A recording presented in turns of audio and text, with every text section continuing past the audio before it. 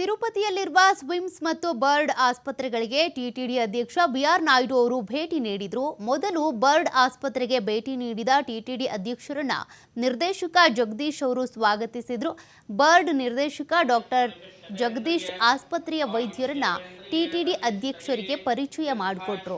ಆಸ್ಪತ್ರೆಯಲ್ಲಿ ಒಟ್ಟು 14 ವೈದ್ಯರು ಕಾರ್ಯನಿರ್ವಹಿಸ್ತಾ ಇದ್ದಾರೆ ಎಂಬುದನ್ನ ಅವರ ಗಮನಕ್ಕೆ ತಂದರು.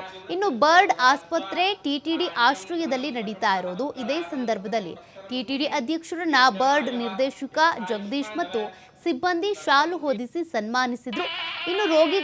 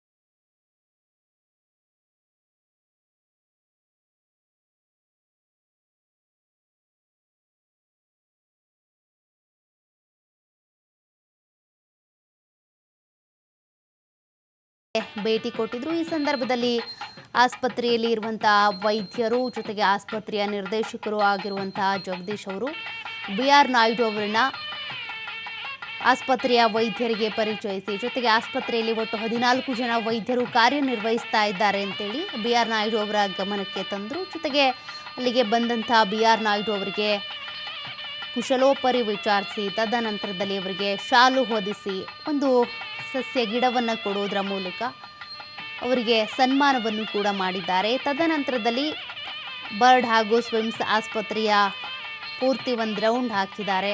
ಅವರನ್ನು ಸಿಬ್ಬಂದಿಯನ್ನು ಕೂಡ ಪರಿಚಯ ಮಾಡಿಕೊಟ್ಟಿದ್ದಾರೆ.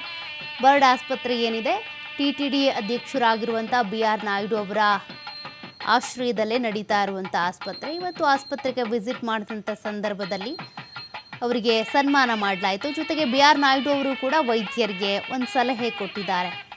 ರೋಗಿಗಳನ್ನು ಕಾಪಾಡುವುದು, ಅವರ ಸೇವೆ ಮಾಡುವುದೇ ನಿಮ್ಮ ಮುಖ್ಯ ಧ್ಯೇಯ ಆಗಿರಬೇಕು, ಅದೇ ನಿಮ್ಮ ಮೊದಲ ಆದ್ಯತೆ ಆಗಿರಬೇಕು ಅಂತೇಳಿ ಸಲಹೆಯನ್ನು ಕೂಡ ವೈದ್ಯರಿಗೆ ಕೊಟ್ಟಿದ್ದಾರೆ. ಈ ಸಂದರ್ಭ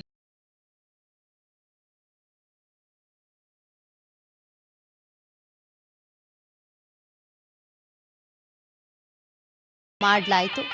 ಎರಡೂ ಆಸ್ಪತ್ರೆಗೂ ಕೂಡ ವಿಸಿಟ್ ಮಾಡಿದಂಥ BR ನಾಯ್ಡು ಅವರು ಅಲ್ಲಿನ ವ್ಯವಸ್ಥೆ ಹೇಗಿದೆ ಅನ್ನೋದನ್ನು ಕೂಡ ಗಮನ ಹರಿಸಿದ್ದಾರೆ.